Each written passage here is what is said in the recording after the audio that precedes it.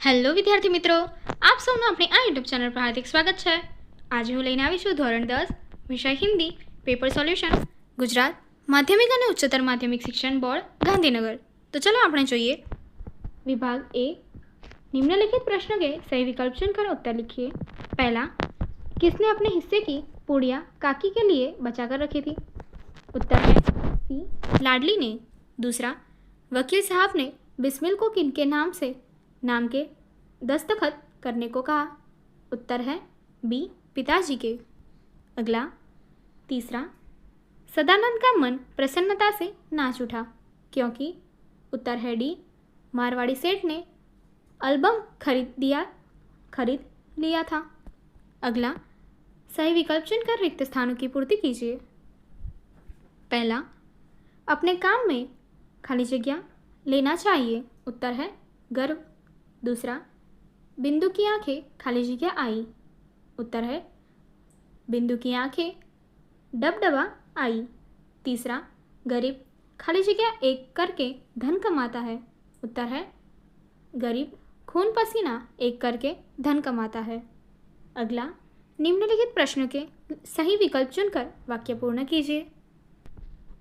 पहला, बुद्धिराम के घर पूड़ियाँ बन रही थी क्योंकि?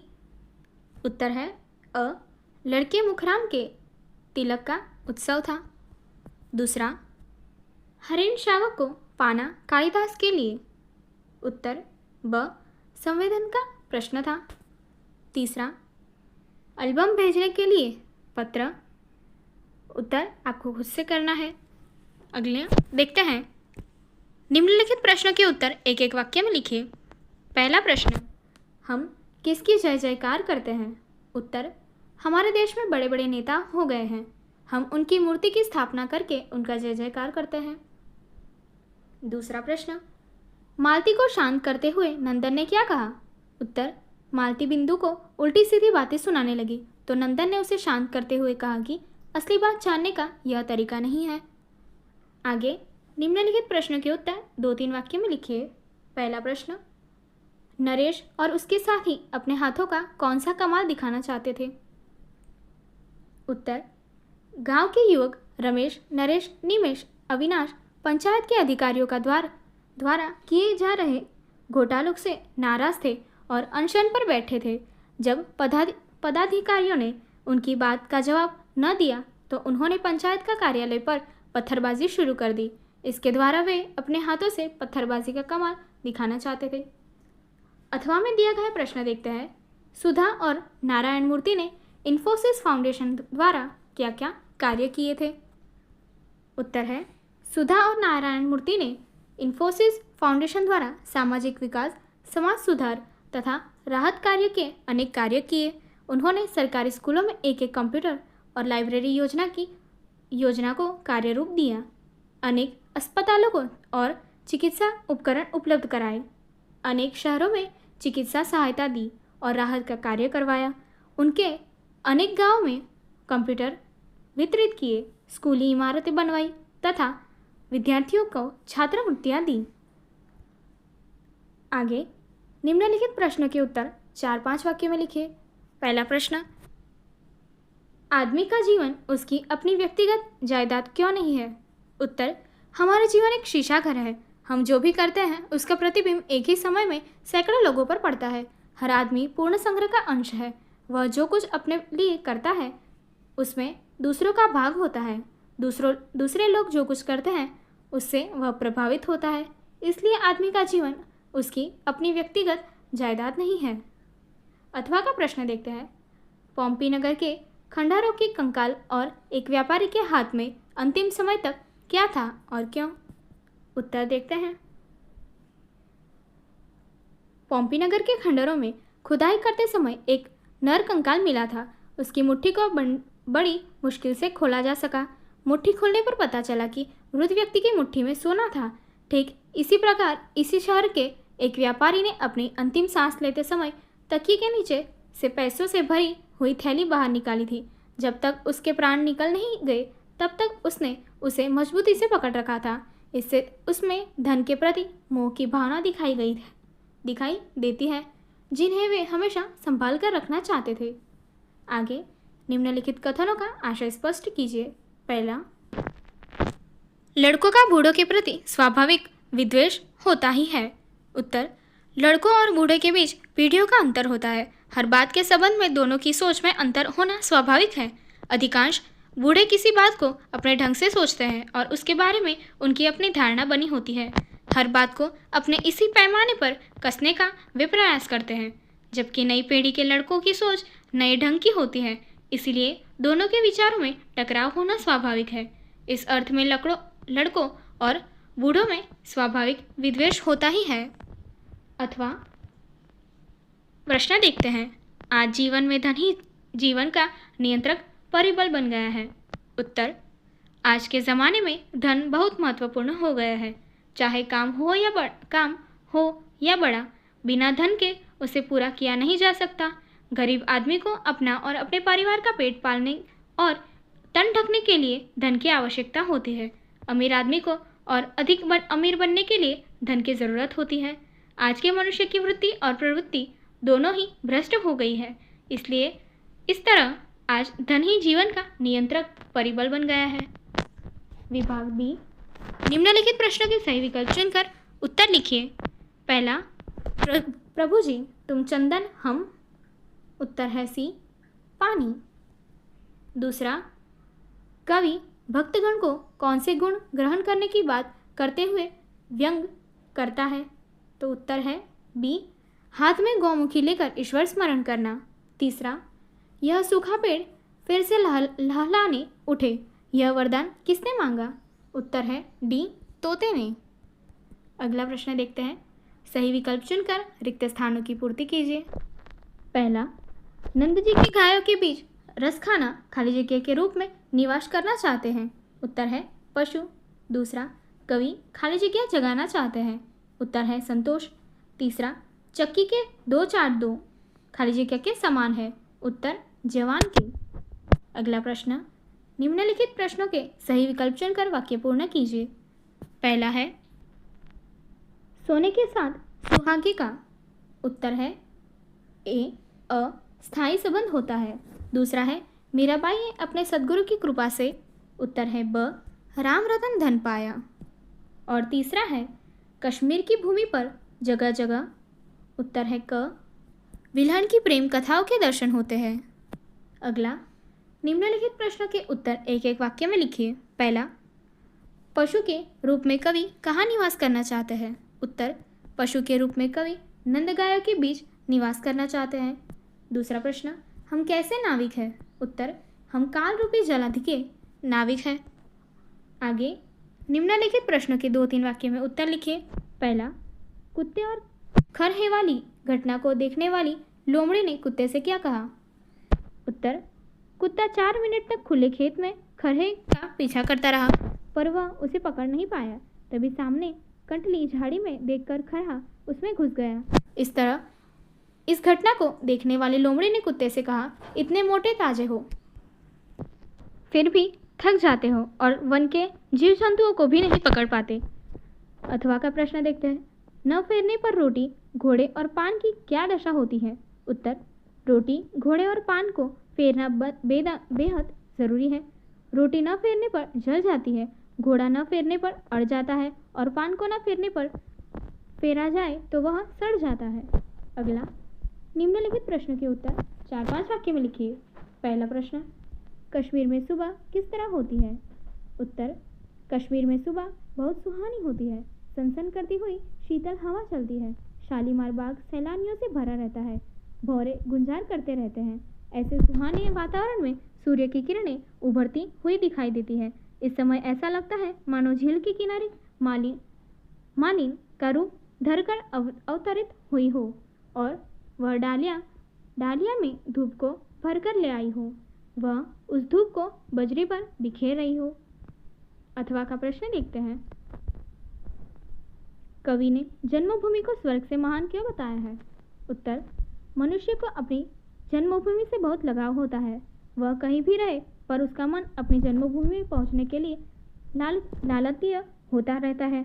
अपनी जन्मभूमि की धरा, नदी, पर्वत, महापुरुष, महान नारियां, परंपराएं, रीति रिवाज उसे बांधे रहते हैं। वह अपनी जन्मभूमि के लिए अपना सर्वस्व त्याग करने के लिए तैयार रहता है। इस तरह कवि ने जन्मभूमि को स्वर्ग से महान बताया है। आगे निम्नलिखित कथनों का आशय स्पष्ट कीजिए। पहला, गरज उठे व्यासील कोटिजन, सुनिए वचन उछार भरे, कांप उठे प्रतिपक्षी जनगण, उनके अंतस्थल सिहरे। आज नए युग के नयनों से ज्वलित अग्नि के पुंज भरे, कौन सामने आएगा? यह देश महान हमारा है, भारतवर्ष हमारा है, यह हिंदुस्तान हमारा है। उत्तर देखते हैं। कवि कहते हैं कि भारतवर्ष की समूची 42 करोड़ जनता एक स्वर में भारतवर्ष हमारा है, यह हिंदुस्तान हमारा है का हुंकार भर रही है। वे कहते हैं कि देशवासियों के ये उत्साह भरे वचन सुनकर हमारे विरोधियों दुश्मनों के दिल दहल उठे हैं। आज के नए युग के हमारे देशवासियों की आंख में दुश्मनों के लिए आग और शोले भड़क रहे हैं। इन लोगों का सामना करने की किसी में हिम्मत नहीं है। हमारा देश महान है, यह भारतवर्ष हमारा है, यह हिंदुस्तान हमारा है। अथवा दंग रह गए इंद्रदेव तोते की यह सब बातें सुनकर, फिर तोते से बोले यो तुरंत अत्यधिक हर्षित होकर, मैं प्रसन्न हूँ तुझसे पंछी, सुफल हुआ है तेरा जीवन, मांग तुरंत वर कोई मुझसे, पूर्ण करूँगा मैं इसी ही क्षण। उत्तर है, तोते की भाव भरी बातें सुनकर इंद्रदेव दंग रह गए। इसके बाद वे बहुत प्रसन्न हुए और उन्होंने तोते से कहा, हे पंछी, मैं तुमसे बहुत प्रसन्न हूँ, अब तुम्हारा जीवन सफल हो गया है, तू मुझसे तुरंत कोई भी वर मांग ले, मैं तुरंत ही इसी क्षण उसे पूरा कर दूंगा। विभाग सी, निम्नलिखित कहावत का सही अर्थ लिखिए। पहला है, आटे के साथ धुनी भी पीसता है। उत्तर, दोषी आदमी के साथ रहने वाला निर्दोष आदमी भी परेशानी उठानी पड़ती है। आगे शब्द समूह के लिए एक शब्द लिखिए। भोजन की इच्छा, उत्तर है भूख। आगे संधि को छोड़िए, निर्माण के लिए निस्वत्ता मान। निम्नलिखित संधि को मिलाइए। निवत्ता चित, उत्तर है निश्चित। अगला, निम्नलिखित मुहावरे का अर्थ देकर वाक्य में प्रयोग कीजिए। खून पसीना एक करना, घोर परिश्रम करना। वाक्य, रमेश ने खून पसीना एक करके डॉक्टर बनने का सपना पूरा किया। आगे निम्नलिखित शब्दों के विरोधी शब्द लिखिए। पहला है पर्णकुटी, उत्तर है महल, और दूसरा है खुशकिस्मत, उत्तर है बदकिस्मत। आगे शब्दों के पर्यायवाची शब्द लिखिए। पहला है वास्ता, उत्तर है संबंध, और दूसरा है तैनात, उत्तर है नियुक्त। आगे निम्नलिखित शब्दों की भाववाचक संज्ञा लिखिए। पहला है प्राप्त, उत्तर है प्राप्ति, और दूसरा है लज्जित, तो उत्तर है लज्जा। आगे निम्नलिखित शब्दों के विशेषण बताइए। पहला है अभिमान, तो उत्तर है अभिमानी, दूसरा है विश्वास, तो उत्तर है विश्वसनीय। आगे निम्नलिखित प्रश्नों के कर्तवाचक संज्ञा लिखिए। पहला है ध्यान, उत्तर है ध्यानी, दूसरा है कमान, उत्तर है कमाऊ। आगे निम्नलिखित शब्दों का समास पहचानिए। पहला प्रश्न है धर्म संकट, उत्तर है कर्मधारय समास, और दूसरा है अनादि आदि, उत्तर है बहुव्रीहि समास।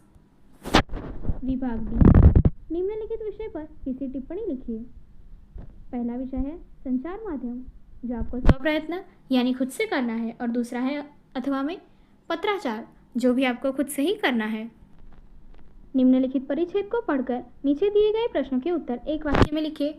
बापू का स्पष्ट मत था कि स्वर्ग का राज्य बच्चों के लिए है, बच्चों के सिवा उसमें कोई प्रवेश नहीं कर पाता, क्योंकि बच्चे निर्दोष हुआ करते हैं। उनके जैसा छल रहित, निष्पाप और भोला भाला संसार में दूसरा कोई नहीं है। अगर किसी बच्चे में अवगुण है, कोई बुराई है, तो वह उसका दोष नहीं है, उसके किसी रहने वाले व्यक्ति का दोष है, क्योंकि बच्चा जो सीखता है वह अपने आसपास के वातावरण से ही सीखता है। बच्चों को पीटना बापू की दृष्टि में एक महापाप है। कारण कोई भी कैसा भी हो, अपराध हो गया हो, भय दिखाकर या मार पीट कर बच्चे के साथ दुर्व्यवहार करना उचित नहीं है। बच्चों की गलतियां को उन्हें प्रेम स्नेह से समझा देना चाहिए। ऐसा करने से उनमें सुधार हो जाता है।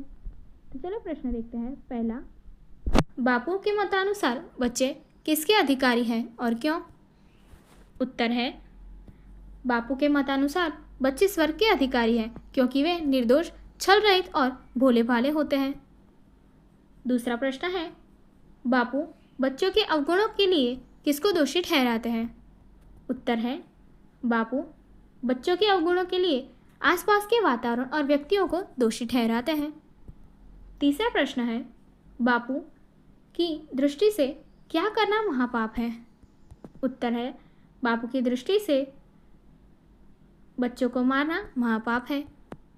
चौथा प्रश्न, बापू बच्चों को सुधारने के लिए कौन सा मार्ग बताते हैं? उत्तर है बापू बच्चों को सुधारने के लिए प्रेम का मार्ग बताते हैं। आगे, निर्दोष का संधि विच्छेद कीजिए। तो उत्तर है निवत्ता दोष। उसके बाद इस परिच्छेद को उचित शीर्षक दीजिए। तो उत्तर है बच्चों का सुधार। निम्नलिखित पत्र लिखित कीजिए। यहाँ पर हमें पत्र दिया गया है जो आपको खुद से लिखना है। अगला, रूपरेखा के आधार पर कहानी लिखकर शीर्षक एवं बोध लिखिए। यहाँ पे हमें कहानी और उसके मुद्दे दिए गए हैं जो आपको खुद से लिखने हैं। अगला प्रश्न, किसी एक विषय पर करीब 150 शब्दों में निबंध लिखिए। तो विषय है पहला, अकाल के दिल दहला देने वाला दृश्य। यहाँ पर हमें मुद्दे दिए गए हैं। चलिए देखते हैं आगे। गुजरात राज्य के कुछ जिलों में सूखे के कारण भयंकर सूखा पड़ा है और अखबारों में छपी खबरों के सामने हजारों मवेशी और सैकड़ों लोग मारे गए हैं। लेकिन जब हमारे सामने एक राहत टीम पहुंची, एक प्रत्यक्षदर्शी रिपोर्ट लिखी और अकाल की गंभीरता को प्रकट करते हुए बात कर रहे चित्रों को प्रकाशित किया, शामिल होने का अनुरोध किया, मेरा अनुरोध मंजूर कर लिया गया। जगह पर पहुंचने के बाद जो दृश्य मैंने पहली बार देखे वह जीवन में कभी नहीं भुला जा सकेगा। भटकते दुबले इंसान जानवरों से भी बदतर हालत में मरने की कगार पर जी रहे थे। गांव खाली हो गया था और गिद्ध और कौवे मृत मवेशियों की बदबूदार लाशों पर उड़ रहे थे। जलाशय में पानी ही नहीं था और खलिहान में कोई जार नहीं था। कोई भी पेड़ पत्तेदार नहीं दिखाई दिखता था। इसका मतलब है कि पत्ते लोगों के जीवित रहने की कुंजी थे। सैकड़ों वर्ग मीटर भूमि सूखे से प्रभावित थी और यह क्षेत्र राज्य के सबसे पिछड़े और अनपढ़ लोगों का घर भी था। हमारे पास कम वर्षा और बहुत कम कृषि योग्य भूमि थी। पिछले 3 वर्षों में बारिश की एक भी बूंद नहीं मिली, इसलिए सरकार किसी भी तरह से सूखे को रोक नहीं पाई।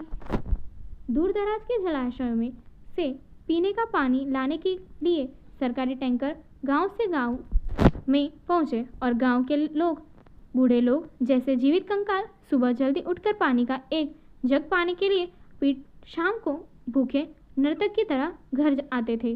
सरकार से मिलने वाले राशन के दाने की पैकिंग करते थे। उनके आने के बाद घर में वह चूल्हे जल रहे थे। दूध या घी के बारे में भूल जाओ, छाछ या आना मुश्किल था। जो लोग भूख की पीड़ा या दुर्गंध वाले जहर के कारण बीमार पड़ गए, उनमें दवा या पानी के लाने की भी ताकत नहीं थी। जहाँ पानी कम है वहाँ कपड़े कैसे धोए? लोग कहते थे कि जहाँ पानी के बर्तन को 24 घंटे चलाना पड़ता है, वहाँ लोग रात भर जागते रहते हैं और बीच बीच में कहते हैं कि पानी चोरी नहीं होगा। जब हमारी राहत टीम ने पहले भोजन पैकेट वितरित किए, कंबल दिए, दवा और गोलियां दी और उन्हें सुरक्षा के लिए जाना शुरू किया, तो उन मासूम गरीब मनुष्यों की आंख में खुशी के आंसू नहीं थे।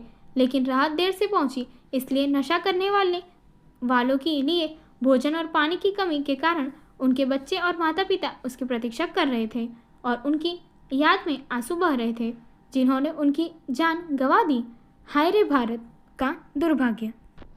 संक्षेप में, इसमें कोई संदेह नहीं है कि अगर हम समाचार पत्रों से सूखे के बारे में जानकारी, चित्र, विवरण आदि को पढ़ने के बजाय अपने दम पर सूखे से ग्रस्त क्षेत्र का दौरा करते हैं, तो कुछ ठोस और प्रामाणिक तथ्यों को देखकर हमारा पूरा रवैया बदल जाएगा।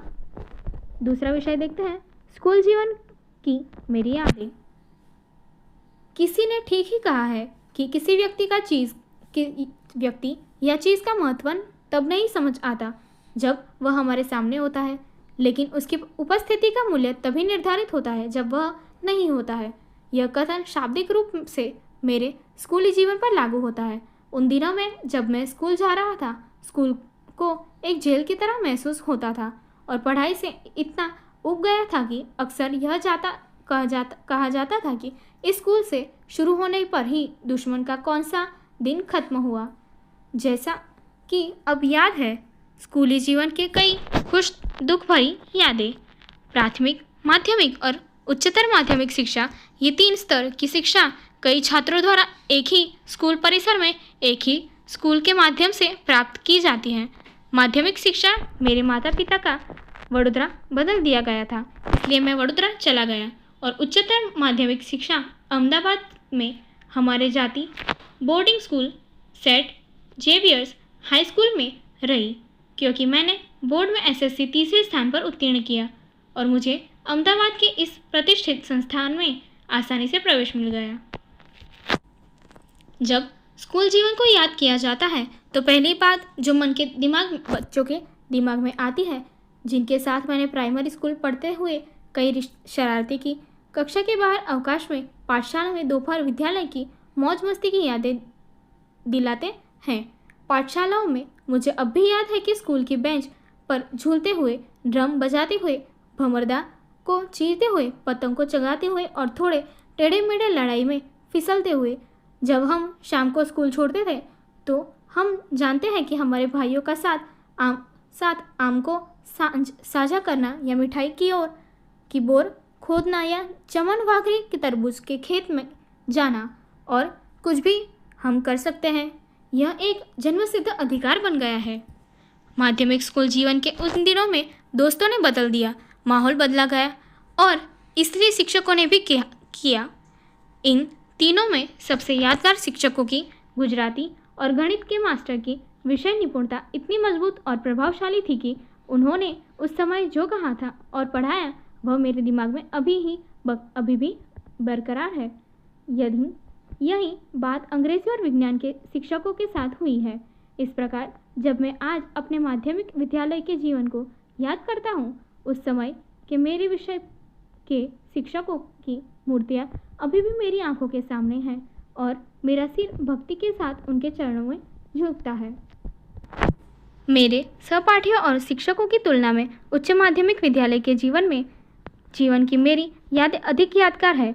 हमारे स्कूल क्रिकेट टीम आज मेरे पास क्रिकेट खेलने के अपने अद्वितीय शौक के आधार पर एक स्कूल क्रिकेट टीम है। खेल और देख, मैंने 2 साल के अंतराल में कितने मैच खेले और यहीं पर एक अच्छे गेंदबाज के रूप में मैंने करियर की नींव रखी गई है। निश्चित रूप से मेरे बापूजी के नाम पर यह मेरे क्रिकेट के आध्यात्मिक शौक के कारण है कि मैं एसडीटी गया था। 12 साइंस स्ट्रीम की परीक्षा में बोर्ड में जगह नहीं पा सका, लेकिन मुझे इसका बिल्कुल अफसोस नहीं है, क्योंकि क्रिकेट के अपने शौक को साधन से मुझे जो मानसिक खुशी और संतुष्टि मिलती है उसकी तुलना में बोर्ड की जगह नहीं मिलने का दुख व्यर्थ नहीं कर सकता। इस प्रकार अपने स्कूली जीवन की यादों के लिए मैं अंत में कहना चाहूँगा कि यह मेरा अमूल्य खजाना है, जिसे मैं अपने खाली समय में लगातार चबाता महसूस करूँगा। दूसरा अथवा में दिया गया है शिक्षा में यात्रा का महत्व। चलिए देखते हैं। जिस तरह खेल, त्योहार, समय की पाबंदी, किताबें और अनुशासन किसी छात्र के सुनहरे जीवन को आकार देने में महत्वपूर्ण होते हैं, उसी तरह यात्रा का शौक हर छात्र या व्यक्ति के जीवन को बनाने में महत्वपूर्ण होता है। यात्रा मन और आत्मा को मजबूत, व्यापक और उदार बनाती है। साहसिक, धीरज, नियमितता, व्यवहारिकता, मानव जैसे लक्षण पनपते हैं और केवल यात्रा के माध्यम के विकसित होते हैं। यात्रा से पहले और दौरान छोटी छोटी चीज़ों को चबाने और सटीक योजना की आदत विकसित होती है। मुस्कुराहट के साथ यात्रा की कठिनाइयों से निपटने के लिए प्रशिक्षण भी है। शिक्षा या जीवन में आवधिक यात्रा आवश्यक है, जिसमें से सहयोग की भावना पैदा की जाती है और सौंदर्य शास्त्र का विकास किया जाता है। अधिकांश पुरुषों की विशेषता यह है कि अपने दैनिक जीवन के अलावा वे एक शौक मोटो की खेती भी कर रहे हैं। यात्रा का शौक भी कई इस तरह शौक में मौजूद है, जैसे खेल, पेंटिंग, नाटक कृत्य, संगीत, वाद्य, फोटोग्राफी, साहित्य अनुसृजन, टिकट संग्रह, कलम दोस्त आदि। जीवन को आकार देने में यात्रा का स्थान विषय पर श्री धूमकेतु ने लिखा है। विद्यालय स्तर से यात्रा करने का शौक विकसित करने वाले व्यक्ति का व्यक्तित्व धीरे धीरे 16 कलाओं में विकसित होता है। यह अप्रत्यक्ष रूप से किसी भी चुनौतियों पर काबू पाने में बहुत मददगार है। श्री काका साहेब ने कहा है कि जैसे कुम्हार मिट्टी को ढालता है, वैसे ही यात्रा एक यात्री बनाता है। संक्षेप में, यात्रा केवल मानव हृदय का स्वास्थ्य नहीं है, उसके दिल की शांति और उसके विचारों की चौड़ाई भी अपेक्षित स्तर तक विकसित होती है। यात्रा का शौक एक तरफ व्यक्ति के समग्र विकास और एक सामंजस्यपूर्ण जीवन के निर्माण के महत्वपूर्ण योगदान देता है। दूसरी ओर, यात्रा के माध्यम से प्राप्त किए गए विभिन्न प्रकार के ज्ञान किसी व्यक्ति के दिमाग पर अंकित होते हैं, कभी भी मिटाए नहीं जाते। के लिए यात्रा से प्राप्त ज्ञान उनका शुष्क और नीरस नहीं है जितना कि किताबी ज्ञान है। यह जीवित है और अच्छी तरह से यात्रा के माध्यम से प्राप्त विविध अनुभवों से मनुष्य को जो बुनियादी शिक्षा मिलती है, वह वर्षों के शैक्षणिक अध्ययन से भी प्राप्त नहीं होती। चाहे वह प्राकृतिक सौंदर्य का स्थान हो, ऐतिहासिक स्थान हो या धार्मिक स्थल हो, यह मानवीय दृष्टिकोण को व्यापक करता है, इसके अंतःक्षेपण को हटाता है और इसे बहिर्मुखी बनाता है। यह व्यापक स्तर पर अपनी संकीर्णता का विस्तार करता है। यात्रा के माध्यम से आंतरिक आनंद का मूल्य रुपये में नहीं मापा जा सकता। यात्रा मानव जीवन को रोचक और सुंदर बनाती है। योजना के लिए व्यवस्थित तैयारी यात्रा का मूल चरण है। यही कारण है कि दुनिया भर के शिक्षकों को शिक्षा में यात्रा गतिविधियों के प्राथमिकता देने के लिए लगातार आग्रह किया जाता है। स्कूल द्वारा आयोजित सभी यात्राएं योजनाबद्ध और उद्देश्यपूर्ण होती है। वह श्री क्यों है त्रिवेदी ने यहाँ तक कहा है कि क्या कोई बच्चा अपने माता पिता, भाई बहनों या बड़े के साथ यात्रा करता है और अपने स्कूल के शिक्षकों और सहपाठियों के साथ यात्रा करता है, दोनों में बहुत बड़ा अंतर है। खाने पीने से लेकर बात करने और हंसी मजाक तक कई क्षेत्रों में फैमिली ट्रिप बच्चों के नियंत्रित सीमित रखती है, लेकिन स्कूल द्वारा आयोजित शैक्षिक दौरे में छात्र स्वयं एक शैक्षिक यात्रा का महत्व और मूल्य उतना ही छोटा है समझते हैं जितना इसे मिलता है, क्योंकि प्रकृति की निकटता का आनंद लेने के लिए दोस्तों के साथ खुलकर हंसने और मस्ती करने के लिए बहुत सारे अवसर हैं। આગળની એક્ટિવિટી જોવા માટે અહીંયા પેલી એન્ડ સ્ક્રીન પર ક્લિક કરો. Thank you.